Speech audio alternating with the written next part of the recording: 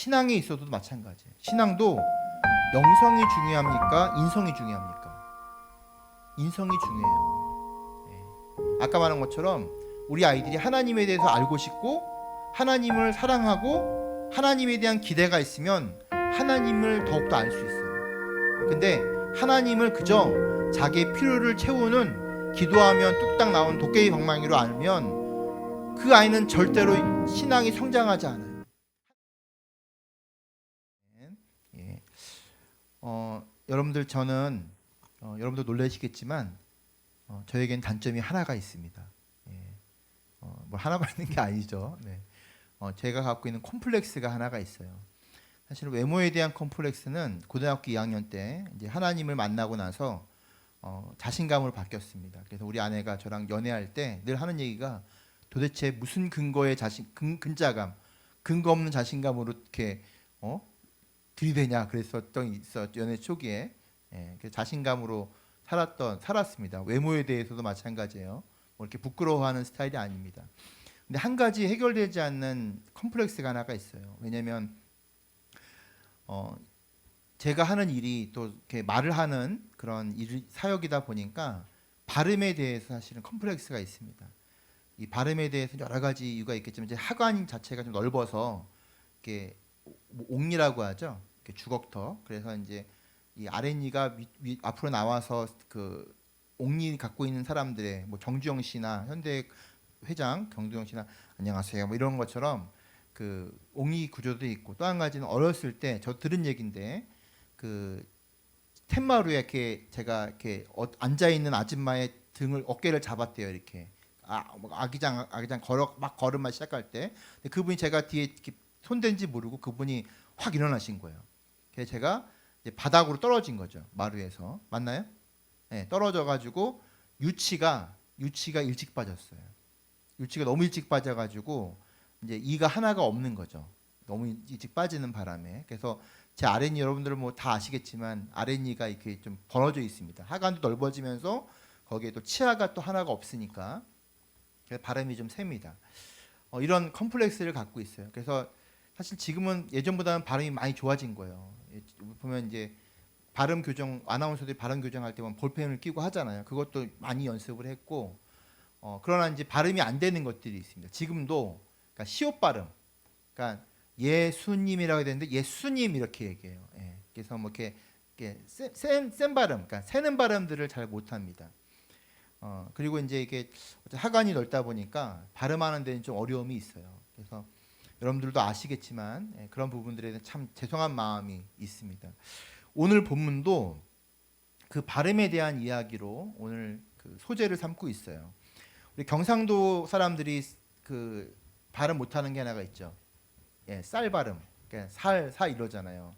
전라도 분들도 그렇더라고요. 전라도 분들도 공 발음인가요? 공 발음을 잘 못해서 그거를 공 발음을 공이라고 한다고 하더라고요. 저 정확히 모르는데 그래서 우리가 예전에 보면은 뭐 강호동 씨 같은 경우 경상도 사람인데 쌀을 못해서 그러니까 그러니까 그냥 의 발음 비슷한 살을 하잖아요. 마찬가지로 오늘 본문도 그런 발음 때문에 이제 그 어떤 특징들로 인해서 결국은 끔찍한 참변이 일어나는 사건입니다. 우리 1절 말씀 한번 같이 볼까요? 1절 시작. 에브라임 지파 사람이 싸울 준비를 하고 요단강을 건너 사본으로 와서 입다에게 말하였다. 너는 왜 암몬 자손을 치러 건너갈 때 우리를 불러 같이 가지 않느냐? 우리가 너와 내 집을 같이 불태워 버리겠다. 예. 지금 에브라임 지파 사람들이 싸울 준비를 합니다. 싸울 준비했다는 것은 많은 사람들을 몰고 왔다는 얘기예요. 누굴 찾아오냐면 입다를 찾아와요. 여러분들 입다를 지난주 설교를 보면 입다는 어떤 상황에 처해 있죠? 승리를 했어요. 그래서 이스라엘 백성 전체의 영웅이 되었습니다. 근데 문제는 입다가 잘못된 서원, 과도한 서원 때문에 그 딸을 잃게 되었어요. 잃게 된 거죠. 그러니까 지금 장례를 치르고 슬픔에 빠져 있는 입다예요. 여러분들 누군가가 장례를 치르게 되면 어떻게 될까요? 예전 중세 시대 때도요. 만약에 그 왕이 죽잖아요. 왕이 죽거나 왕자가 죽거나 그러면 애도 기간이라는 게 있습니다. 그래서 애도 기간에는 서로 공격하지 않는 거죠. 그러니까 아니면 그 시대에 존경받는 그러니까 그 나라뿐만 아니라 그 지역 전체에게 존경받는 한 인물이 죽으면 전쟁을 잠깐 멈추는 거죠. 멈추고 그 사람을 애도하는 기간을 3일 정도, 3일이나 며칠을 갖는 거예요. 그리고 다시 전쟁을 했거든요. 그것이 어떤 예이기도 하고 그것이 이제 어떻게 보면 그 당시에 있었던 문화이기도 합니다. 이스라엘도 마찬가지예요. 지금 딸이 죽었어요. 딸이 죽어서 그것이 얼마나 슬픈 사건인 거를 인식해 가지고 이스라엘 전체 지금까지도 지켜지는 관습이 되었다고 말하잖아요. 그러니까 길르앗의 그러니까 그 입다의 딸이 죽은 날을 기념해서 지금도 그러니까 지금이라는 것은 이제 유다의 어떤 기록된 그 시점을 얘기하는 거죠. 기록됐던 그 시점에도 그 입다의 딸의 죽음을 애도하는 기간을 가졌어요. 그만큼 아주 저는 굉장히 슬픈 죽음으로 인식하고 있습니다. 그런데 지금 에브라임 지파가 무례하게 입다를 찾아왔어요. 애도하려고 찾아온 게 아니라 뭐라고 찾아왔죠? 전쟁을 하기 위해, 싸우기 위해서 찾아옵니다. 굉장히 무례하고 예의 없는 에브라임의 모습을 봐요. 근데 여러분 이 사건이 이번이 처음이 아니에요. 예전에 기억하실지 모르겠지만 기드온 때도 마찬가지예요. 기드온 때도 기드온을 찾아와요. 찾아와가지고 그 기드온이 세운 그 공을 그거에 그건 우리의 공이다. 우리는 장자지파라고 얘기해요. 그러면서 얘기했을 때 기드온은 어떻게 얘기하죠? 기드온은 그 에브라임을 높여주죠. 내가 한 건 이스라엘 백성 미디안과의 전쟁에서 나의 공은 너무 작고 쫓아가서 잔당들을 처리한 에브라임의 지파의 공은 너무 큽니다. 하면서 그 에브라임 지파의 어떤 간절한 부분들을 긁어주는 거예요. 그랬더니 에브라임이 기분 좋아가지고 돌아가죠. 근데 이번에 입다가의 경우에는 전혀 그거와는 다른 반응을 보입니다. 여러분 이렇게 에브라임이 무례한 행동을 하는 이유가 뭘까요? 그건 바로 우월식 때문에 그래요. 우월식. 왜 우월식을 갖고 있죠? 이스라엘의 장자 지파가 누구죠? 요셉 지파예요. 요셉의 첫째 아들이 에브라임이거든요. 에브라임과 므낫세인데 이 에브라임이 이스라엘 전체의 장자 지파예요. 그러니까 주도권을 갖고 있는 거죠. 그러다 보니까 어떤 길르앗과의 전쟁, 길르앗이 지금 암몬과의 전쟁에 승리했어요. 그런데 이 전쟁에서 공을 누가 차지하기 원하는 거예요? 에브라임이 차지하기 원하는 거예요. 단순히 명예에 대한 걸 아는 게 아니에요. 전쟁을 하면 뭘 취하죠? 그 당시에 전리품을 취합니다. 그 나라가 갖고 있었던 모든 금은 보화를 다 가져가요. 그리고 또 한 가지 그 전쟁에서 지게 되면 그 전쟁에서 진 군인들은 다 노예가 되는 거예요. 그러니까 어마어마한 전리품이 지금 주어진 건데 그거를 취하기 위해서 에브라임이 찾아온 것입니다. 여러분 우리나라도 마찬가지예요. 우리나라가 단일민족이죠. 지금 프랑스 같은 경우는 지금 프랑스뿐만 아니라 그 주변 국가들에도 지금 난리가 났죠. 그 이민자들, 알제리 계통이나 아니면은 그 이슬람 쪽에서 그 이주했던 그 이민자들이 어떻게 보면 차별 대우를 받는 부분에 대해서 이제 폭발한 거예요. 그 한계가 처음에는 가만히 있다가 지금은 폭발한 거죠. 왜 폭발했냐면 그 차별이 극심해서 폭발한 게 아니라 이민자들의 숫자가 점점 늘어나기 시작하는 거예요. 늘어나서 어떻게 해요? 힘이 생기는 거죠. 그리고 그것이 젊은 사람들에 의해서 폭동으로 나타나기 시작한 게 지금의 프랑스의 현실이에요. 물론 이것을 종교적으로 보면 이슬람 세력이 갖고 있는 특징 중에 하나예요. 이슬람 세력들이 여러분들 아시겠지만 비이슬람 국가로 이민을 갑니다. 이민을 가서 그들이 하는 게 뭐냐면 아기를 많이 낳는 거예요. 아기를 많이 낳는 거예요. 그래서 평균 8명에서 15명을 낳는다고 그래요. 그 이슬람의 자녀들은. 왜냐하면 1인 다처제를 허용하고 있기 때문에 자녀를 많이 낳는 거죠. 그러다 보니까 인구 숫자가 비율이 어디가 올라가는 거예요. 그러니까 이슬람 계통의 사람들의 인구 비율이 늘어나다 보면 그 사회를 주도하는 세력들이 이슬람으로 바뀌는, 이것이 이슬람의 전략이에요. 물론 그거와 연관되어 있는지 저는 잘 모르겠어요. 그러나 중요한 것은 이 발단이 된 게 뭐죠? 차별이에요. 차별. 프랑스인들이 갖고 있는 우월식이 있어요. 그게 문제 아시죠, 여러분들? 프랑스는 물가가 높고 임금이 높기 때문에 주변 유럽 국가들이 많이 그곳에 일하러 와요. 근데 일하러 오는데 프랑스어를 하는 사람들은 조금 좋은 직업을 갖고 영어만 할 수 있는 사람들은 별로 좋은 직업을 갖지 못해요. 그래서 지금은 물론 젊은 사람들이 영어를 많이 하니까 여행할 때 이제 영어만 써도 됐지만 예전에 제가 신혼여행 갔을 때가 지금부터 13년 전인가 14년 전인가요? 그때쯤에 가서 이제 영어로 물어보는 거예요. 짧은 영어로 물어보면 그 사람 대답을 안 해요. 그 짧은 영어를 모르겠어요? 알죠, 그 사람들이? 대답을 안 하는 거예요. 그만큼 민족적 우월식이 강한 거죠. 자기 말을 써야 난 대답할 거야, 이런 거예요. 그러니까 우리나라에 오면 우리나라 법 따라 이런 거랑 똑같은 거죠. 그러니까 프랑스의 우월식이 결국은 지금의 사태를 만들었어요. 마찬가지입니다. 여러분 우리나라도 마찬가지예요. 우리나라는 불과 5, 60년만 해도 세계 최빈국이었어요. 최빈국. 경제 최빈국이었는데 그래서 우리는 어떻게 했죠? 사우디아라비아에 가서 일을 했어요. 그곳에 가서 이제 노동을 한 거죠.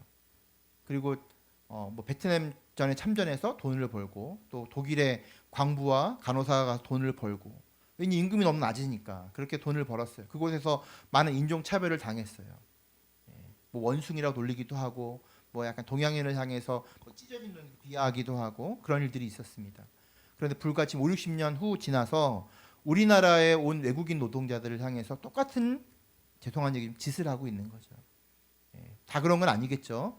근데 외국인 노동자들을 약간 이렇게 가둬서 그들이 갖고 있는 불법 체류 이런 것들을 이용해서 저임금으로 일하게 하고 아주 악독한 사람들이 굉장히 많아요. 그러니까 인종을 차별하는 일들이 벌어져요. 우리가 의식 중에 아니라고 하지만 동남아 사람들을 향해서 어떻게 하고 있죠? 약간 우리보다 못 사는 사람의 인식 속에서 살아가는 거예요. 그런 인식 속에서 우리가 살아가고 있는 것 또한 잘못된 우월주의, 우월의식이라는 것입니다. 우리 2절 3절 같이 한번 읽어볼까요? 시작. 그러자 입다가 그들에게 말하였다. 나와 나의 백성이 암몬 자손과 힘겹게 싸울 때 내가 너희를 불렀으나 너희는 나를 그들의 손에서 구하여 주려고 하지 않았다. 너희가 구하러 오지 않은 것을 보고 내가 목숨을 걸고 암몬 자손에게 쳐들어가니 주님께서는 그들을 나의 손에 넘겨주셨다. 그런데 어찌하여 오늘 너희가 이렇게 올라와서 나를 대항하여 싸우려 하느냐. 이 에브라임 지파가 거는 시비는 그거예요. 왜 너는 전쟁할 때 날 부르지 않았냐 그거예요. 불렀으면 왔을 텐데 나를 왜 부르지 않았냐. 그러면서 자기의 책임이 없다고 얘기하는데 실상은 뭐죠? 입다가 얘기하는 건 다르죠. 불렀는데 너희들이 오지 않았다는 거예요. 오지 않았다는 거예요. 여러분 에브라임 지파와 길르앗 지파는 형제 지파예요. 좀 나중에 보면 다음 말씀에 나오겠지만 형제 지파거든요. 므낫세 지파의 한 부류예요. 그러니까 므낫세의 손자가 길르앗이거든요. 그러니까는 형제 지파, 사촌지간의 지파인데 지금 어떻게 하고 있냐면 이 사촌 지파가 갖고 있는 어려움을 외면한 거예요. 지금 전쟁을 하려고 하는데 여러분도 아시겠지만 어느 누구도 길르앗과 암몬 전쟁에서 나서려고 하지 않았습니다. 왜 나서려고 하지 않았죠? 수적으로 봤을 때 너무 이스라엘이 자체가 군사적으로 열악했기 때문이에요. 그래서 많은 주변 지파들에게 알렸어요. 전쟁을 도와달라고. 그런데 어느 지파도 거기에 참전하지 않았어요. 특별히 에브라임 지파가 가장 장자 지파가 본이 되었어야 되는데 그 본을 보이지 않은 거죠. 그것 때문에 결국은 뭐야? 입다가 목숨을 걸고 싸웠다라고 얘기해요. 너희들은 나를 도와주지 않았다고 얘기합니다. 여러분 에브라임 지파가 외면한 이유는 뭐예요? 그냥 지파 우월주의예요. 지파 우월주의. 그러니까 우리 지파 아니면 또 지파 개인주의예요. 그러니까는 지파주의예요. 그러니까는 우리 지파가 아니면 신경을 안 쓰는 거죠. 여러분들 이 사회가 지금 절출산 시대가 됐죠. 0.78인가요? 그거보다 내년에는 더 떨어진다는 얘기가 있어요. 점점 떨어지고 출산화가 떨어지는 이유가 뭘까요? 결혼을 안 하려고 하는 사람들이 많아요. 물론 사회적인 여러 가지 어려움도 있죠. 자녀를 낳지 않으려는 사람도 있고요. 왜 그렇게 되는 그 사람들의 인터뷰를 보면 뭐예요? 나에게 주어진 인생을 즐기려고 하는 거예요. 욜로족이죠. 그러니까 자녀를 위해서 많은 시간과 투자를 해야 되는데 그거 하는 시간에 나는 더 많은 것들을 즐기며 단둘이 살겠다. 뭐 그렇게 주장하는 사람도 있고 아니면 결혼하지 않고 여러 사람과 연애하며 살겠다. 그렇게 생각하는 사람도 있어요. 그 모든 것들은 개인화에서부터 시작해요. 개인화. 여러분 지금 우리가 공동체 의식이 점점 사라지고 있습니다. 공동체 의식이 사라지고 있어요. 교회 공동체라고 하는 것을 불편해해요. 여러분 개인이 공동체에 들어오기 위해서 어떻게 해야 될까요? 우리 국가라고 하는 이 우리나라의 국민이 되기 위해선 뭘 해야 되죠? 남자 같은 경우는 국방의 의무를 져야 돼요. 납세의 의무를 져야 돼요. 교육의 의무를 져야 돼요. 그러니까 우리가 져야 되는 의무가 있어요. 그 의무를 다 해야지 국가로서 국가에서 어떤 경제 인력을 길러내고 교육 인력을 길러내고 또 군사 인력을 길러낼 수 있는 거예요. 그래서 이 공동체를 유지할 수 있는 거거든요. 세금을 내야 이 국가가 운영이 되는 거예요. 그런데 어떻게 개인화가 되면 시작하면서 어떻게 되죠? 세금을 탈세하고 군대를 안 가려고 하고 여러 가지 의무들을 져버리는 거예요. 그 현상들이 어떻게 하고 있어요? 지금 점점 많아지고 있는 그 현상들이 점점 세지고 있는 거죠. 결국은 교회가 약해지는 이유 중에 하나는 여러 가지 이유가 있겠지만 이 개인화가 되고 있는 사회 속에서 교회 공동체가 점점 힘을 잃고 있는 것도 마찬가지입니다. 여러분 우크라이나 전쟁이 우리에게 울림을 줬던 사건이 있어요. 여러분 우크라이나의 그 대통령이 코미디언 출신인 거 아시죠? 그가 처음에 이제 그 대통령이 됐을 때 사람들이 웃었어요.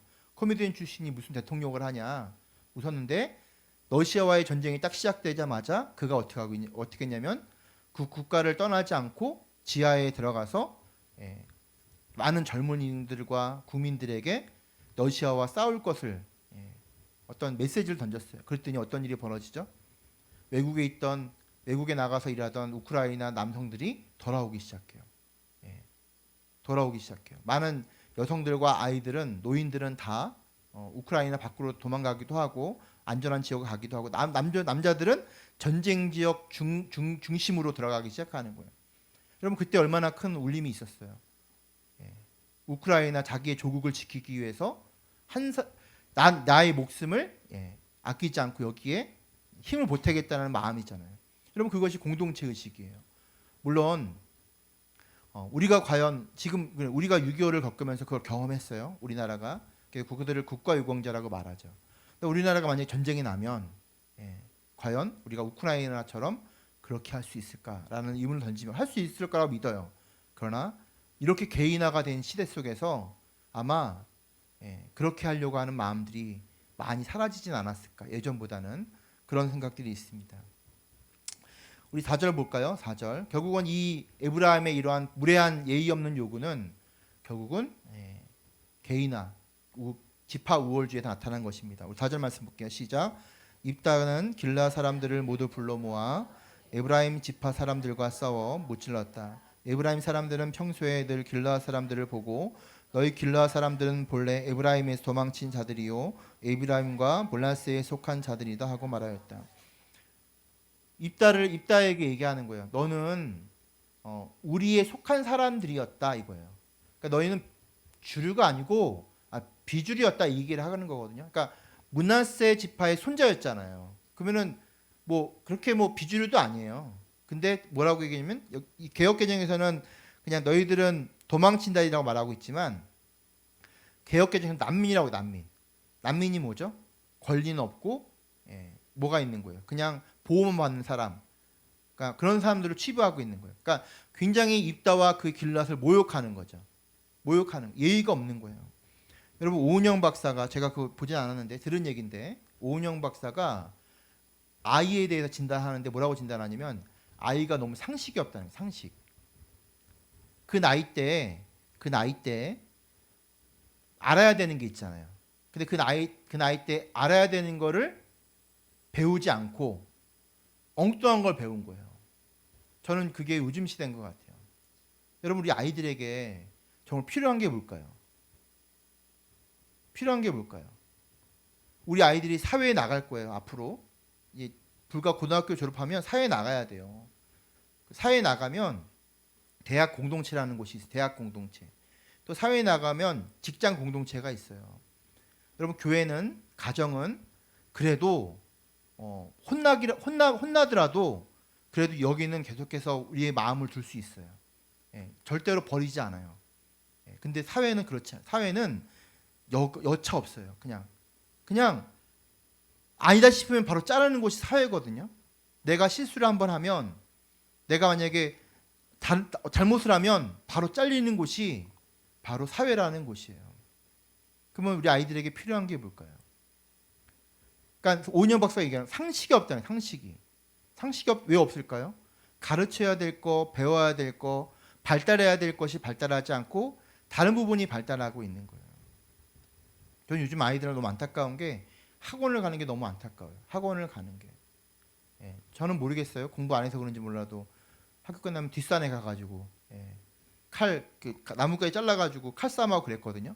뒷산에 가 총싸움하고, 뒷산에 가가지고 다람쥐 잡으려고 그냥 한 2시간 동안 뒷산에서 그냥 그 바구니 이렇게 해놓고 그렇게 들어오면 이렇게 빼려고 그런 거 하고. 그리고 죄송한 얘기지만 지나가는 사람들 그 물 빠지는 거 아시죠? 물 파가지고 물 거기다 담아가지고 흙으로 이렇게 해가지고 풀 해가지고 빠지는 거예요. 빠지는 거 보고 깔깔깔깔 대고 웃었던. 지금 그러면 큰일 나겠죠. 그렇게 하고 놀았어요. 요즘 아이들은 그런 경험이 없잖아요. 학교 끝나면 학원 가서 그냥 피곤한 상태로 집에 와가지고 얼마나 불쌍해요. 너무 불쌍한 것 같아요. 어린 나이에 경험해야 될 추억과 어린 나이에 경험해야 될 많은 것들이 다 없어지고 있는 시대 가운데 그저 대학이라고 하는 그 목적 하나로 몰빵하고 있는. 좋은 대학 가면 뭐 할 거예요? 인생에 그 좋은 경험들을 누려야 될 그것들을 다 놓치는데, 그런 경험들을 통해서 뭘 경험하는 거죠? 상식을 배우는 거예요. 이 생활을 살아가며 정말 필요한 거예요. 하면 되는 것과 안 되는 것을 경험하는 거예요. 아, 이거 하면 안 되는구나. 이거 하니까 혼나는구나. 하지 말아야지. 이거 하니까 칭찬을 받네? 오케이, 이거 해야지. 이런 것들을 배우는 거예요. 그게 바로 상식이 통하는 시대 가운데. 근데 지금은 상식이 통하지 않고 상식이 없는 사람들이 너무 많은 것 같아요. 그게 바로 지금 에브라임 지파의 모습이에요. 자기네들이 한 게 아무것도 없는데 전리품을 달라고 요구하고 있는 거죠. 아주 무례한 거죠. 입다는 여기에 대해서 바로 응징을 합니다. 그러면서 너희들은 비주류야, 내가 주류야, 이렇게 얘기하고 있는 거예요. 여러분들 질문 던져볼게요. 신앙에 있어도 마찬가지예요. 신앙도 영성이 중요합니까? 인성이 중요합니까? 인성이 중요해요. 아까 말한 것처럼 우리 아이들이 하나님에 대해서 알고 싶고 하나님을 사랑하고 하나님에 대한 기대가 있으면 하나님을 더욱더 알 수 있어요. 근데 하나님을 그저 자기의 필요를 채우는, 기도하면 뚝딱 나온 도깨비 방망이로 알면 그 아이는 절대로 신앙이 성장하지 않아요. 하나님을 지식적으로만 아는 거죠. 습관적으로만 알면 안 되는 거예요. 그 하나님을 아는 건 뭐죠? 인격적인 교류를 하는 거예요. 사회도 마찬가지예요. 여러분, 능력이 중요합니까? 아니면 태도가 중요합니까? 태도가 중요해요. 능력이 아무리 좋아도 태도가 아니면 그 공동체에서 혼자 살아남을 수가 없어요. 전 죄송한 얘기지만 지금 유튜버나 개인이 하는 1인 기업 있죠. 1인 기업 많아지는 것 중에 하나가 저는 그거라 생각해요. 같이 일하는데 불편함을 느끼는 거예요. 왜 불편함을 느낄까요? 거기에 속하지 못하니까. 거기서 불편함을 느끼니까. 아니면 그 안에서 여러 가지 문제들을 겪으면서 그 문제를 해결할 수 있는 내구성, 그러니까 내성이 없으니까 거기서 벗어나는 거예요. 조금만 힘들면 관두는 거예요. 물론 그게 저는 개인의 문제라고 생각하지 않고 공동체도 문제가 있다고 생각해요. 그런데 예전보다 그것이 빈번한 이유가 뭐냐면 뭘까요? 다 이 문제라고 생각해요. 인성에 대한 문제라고 생각해요. 여러분, 지금 에브라임은 상식이 없고 예의가 없고 인성이 없는 거예요. 그래서 이에 대해서 입다는 눈에는 눈, 이에는 이로 응징합니다. 그리고 에브라임이 대패를 하게 됩니다. 대패를 하며 에브라임 지파 사람들이 도망가기 시작해요. 우리 5절 6절 말씀 볼게요. 시작. 길르앗 사람들은 에브라임 사람을 앞질러서 요단강 나루를 차지하였다. 도망치는 에브라임 사람이 강을 건너가게 해달라고 하면 길르앗 사람들은 그에게 에브라임 사람이냐고 물었다. 그가 에브라임 사람이 아니라고 하면 그에게 시벨레라고 말하고 발음하게 하였다. 그러나 그가 그 말을 제대로 발음하지 못하고 시벨레라고 발음하면 길르앗 사람들이 그를 붙들어 요단강 나루토에서 죽였다. 이렇게 하여 그때 죽은 에브라임 사람의 수만 4만 2천 명이나 되었다. 여기서 사람의 수는 남자를 얘기하는 거예요. 그러니까 똑같은 거죠. 그러니까 우리나라 쌀처럼 에브라임 지파 사람들이 그 지역적인 특성 때문에 그러니까 쉐 발음을 못했던 것 같아요. 이거를 그러니까는 그러니까 C라고 발음했던 것 같아요. 그래서 발음을 또 테스트하는 거예요. 강나루톡에서 배를 타야 되니까 넘어가려면 발음 도망칠 때 이제 위장하고 도망쳤겠죠. 뭐 거기서 뭐 이렇게 이스라엘 사람들이기 때문에 외모로는 판단할 수 없으니까 딱 했을 때 발음하게 했을 때 쇠라는 발음을 하면 통과. 그다음에 그거를 발음하지 못하고 C라고 발음하면 거기서 죽이는 거예요. 그 숫자가 몇 명이었다고요? 4만 2천 명이에요. 여러분 이것은 엄청난 숫자예요. 왜 엄청난 숫자냐면 민수기 26장 37절에 보면 그 초기 땅에 분배받고 있었던 그 초기에 이스라엘의 에브라임 지파의 숫자를 얘기하는데 여기 남자의 숫자만 얘기하는 거예요. 에브라임 민수기 26장 37절에 이들이 에브라임 자손 자족이다. 등록된 이름은 32,500명이다. 예, 32,500명이래요. 남자의 숫자가. 그리고 이제 몇십 년이 지났으니까 좀 더 늘었겠죠, 숫자가. 그래도 아무리 그래도 몇십 년 지났는데 숫자가 엄청 늘진 않았을 거 아니에요. 그 중에서 몇 명이 죽은 거예요? 4만 2천 명이 죽은 거예요. 거의 남자가 다 어떻게 됐다는 얘기예요. 노인하고 어린아이 빼놓고는 다 죽었다고 봐도 무방한 거죠. 그러니까 한 지파가 다 멸종을 당한 거나 마찬가지예요. 어마어마한 사건이죠. 자, 여러분들 여기서 에브라임 지파가 잘했나요? 잘못하지 않았어요. 반대로 입다의 처씨는 잘했을까요? 입다도 잘한 게 아니에요. 공동체 가운데 그렇게 많은 남자를 죽이면 안 돼요. 사사기에 보면 남자를 그 지파를 멸종하는 건 아니거든요. 그가 아무리 미웠어도 그 남자들의 숫자를 다 죽이는 건 문제가 있어요. 또 한 가지 입다는 그 전에도 그 딸을 어떻게 했어요? 번제로 드렸잖아요. 그러니까 이 입다는 너무 극단적인 사람이었던 것 같아요. 극단적으로 감정적인 치우침을 친 사람인 거죠. 그러니까 입다도 잘못한 거고 에브라임의 지파도 그 원인을 제공하고 잘못한 거죠. 이것이 지금 사사기를 경험하고 있는 승리를 경험했던 이스라엘의 민낯을 보고 있는 것입니다. 제가 이번에 그 월보에 글을 하나 썼어요. 옳은데 옳지 않고 그런데 유익이 없는 같은 주제예요. 지금 오른쪽이 어디죠? 우리가 보기에 표면적으로 오른쪽은 입다예요. 입다가 억울하고 입다나 가만히 있는데 와서 시비를 건 거잖아요. 그러니까 정당방위한 거죠. 입다 입장에서는. 근데 입다는 옳은데 어떻게 있어요? 옳은데 이스라엘 전체 공동체에는 유익이 없는 거예요. 여러분 우리가 마찬가지죠. 사람의 생각. 입다는 사사예요. 사람의 판단으로 사람의 감정으로 판단하고 있는 그 모든 것들은 결국은 어떻게 해요? 우리 공동체에 유익이 없을 가능성이 높아요. 하나님께 기도했나요? 그렇지 않았어요. 입다가 얼마 전까지만 해도 하나님께 기도하고 하나님의 응답을 받으면 내가 이 전쟁에 참여하겠다고 했던 사람이에요. 근데 이 문제에 대해서는 하나님께 기도하지 않았어요. 그리고 나서 입다는 7절에 죽음을 맞이합니다. 7절 볼게요. 시작. 길르앗 사람 입다는 여러 해 동안 이스라엘의 사사로 있었다. 입다는 죽어서 길르앗에 있는 한 성읍에 묻혔다. 여기 특이한 건 입다가 6해 동안에 그 이스라엘을 다스리고 어디에 묻혔는지에 대해 정확하게 언급하지 않아요. 제가 지금 8절부터 안 읽었잖아요. 8절에 보면 3명의 사사가 등장해요. 입산은 7년간 이스라엘을 다스리고 베들레헴에 장사되었어요.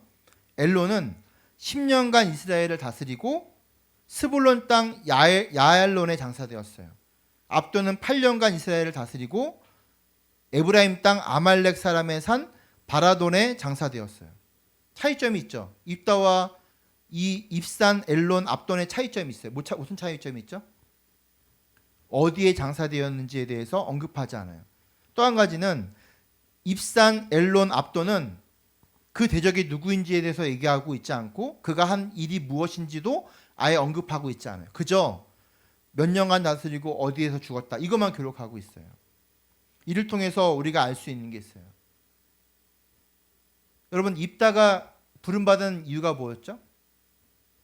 조건이 뭐였죠? 뭐 싸움을 잘해서? 뭐 여러 가지 이유가 있겠지만 정확하게 어떤 것 때문에 입다가 그가 부름을 받았는지에 대해서 언급하고 있죠. 다만 그가 창녀의 아들이었고, 그다음에 그 사회 속에서 쫓겨난 어떻게 보면 도망자의 인생을 살았고, 그리고 그는 불량배들과 함께 어울리는 사람이었고, 물론 그들에게 리더십을 발휘할 수 있는 사람이었죠. 때로는 하나님 앞에 엎드릴 줄 아는 사람이었어요. 그를 이스라엘 사사로 세웠어요. 근데 지금 보면 입산, 엘론, 압도는 그를 왜 사사로 세웠는지에 대해서도 전혀 언급하고 있지 않습니다. 여러분, 이 오늘 주제가 뭐죠? 오늘 주제 다시 한번 읽어볼까요?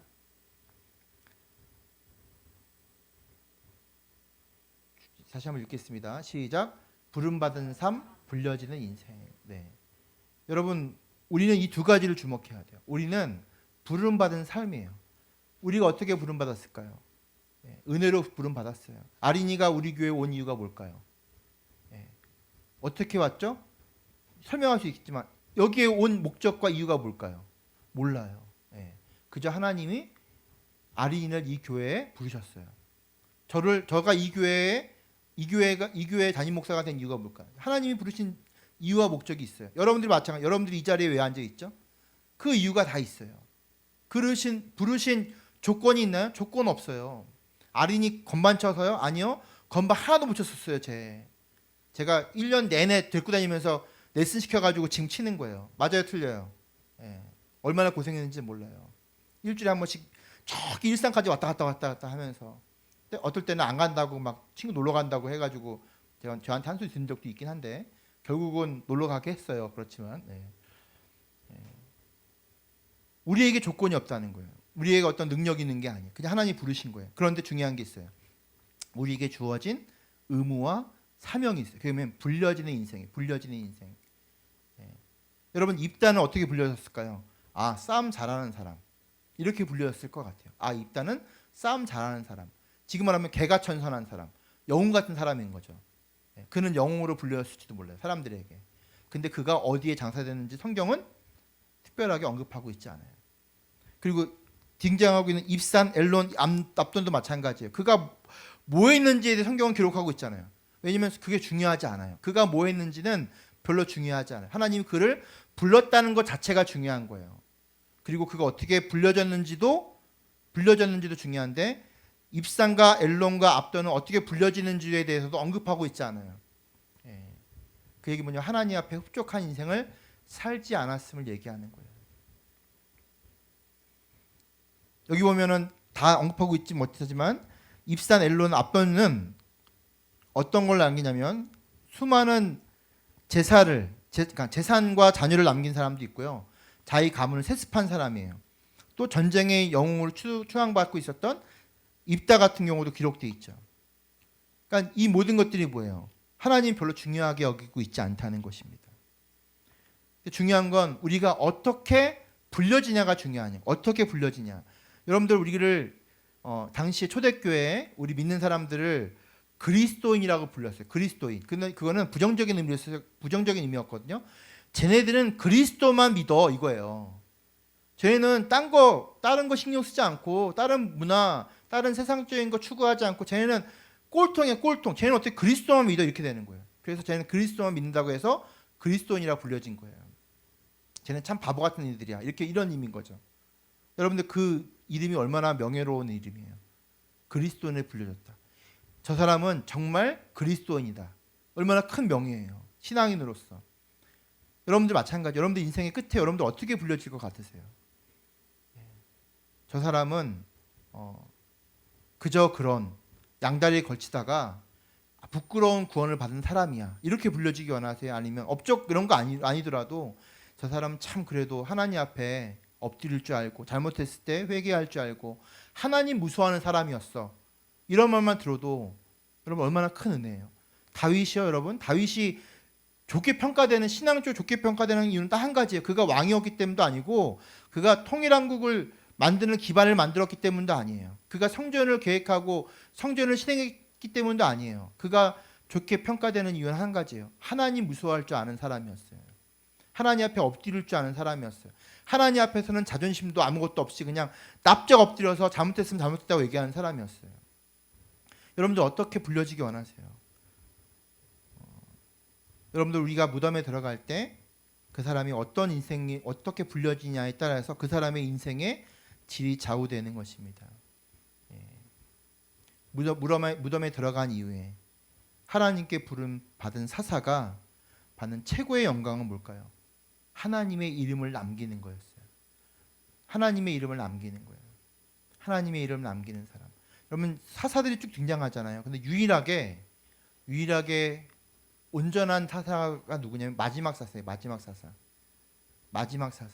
그 사람이 사무엘이거든요. 그 나머지는 뭐죠?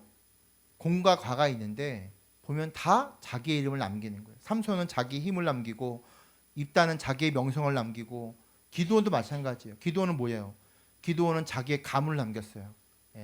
우리 아버지는 왕이다 이런 말을 남겼잖아요. 그게 그 사람이 갖고 있는 한계예요. 여러분들 뭘 남기시겠어요? 그것이 오늘날 우리에게 주어진 과제고 사명이라는 사실을 기억하시기 바랍니다. 여러분들이 부름받았다는 사실은 기억하셔야 돼요. 그래서 절대로 여러분 세상 가운데 쫄지 마세요. 외모 때문에 여러분 외모를 가리지 마세요. 목소리 컴플렉스 있어요. 뭐 발음 컴플렉스 이런 거 별로 중요하지 않아요. 그런 거 중요한 거 아니에요. 정말 중요한 게 뭘까요? 우리가 하나님께 부름받았다는 거예요. 이 땅 가운데 이 지역에 부름받았다는 사실을 기억하시고 내가 살아가는 목적과 이유가 있다는 거예요. 하나님이 나를 향한 계획이 있다는 거예요. 그러면 그것이 무엇인지를 발견하고 결국은 우리 인생 끝에 하나님의 뜻 가운데 살았음을 하나님의 말씀에 순종했던 인생임을 그렇게 불려진 인생이 되셔서 정말로 중요한 거. 아까 우리 아이들에게 얘기했지. 먼저 그의 나라와 그의 일을 구하라. 그리하면 이 모든 것들을 더하여 주시리라. 나의 때가 아니더라도 내 자녀의 때 그 모든 축복이 주어짐을 여러분들 믿으시고 우리가 불려지는 인생 하나님 앞에 믿음으로 불려지는 인생 사시는 우리 모두가 되시기를 주의 이름으로 축원드립니다. 기도하겠습니다. 오늘 말씀 생각하시면서 1, 2분 함께 기도하겠습니다.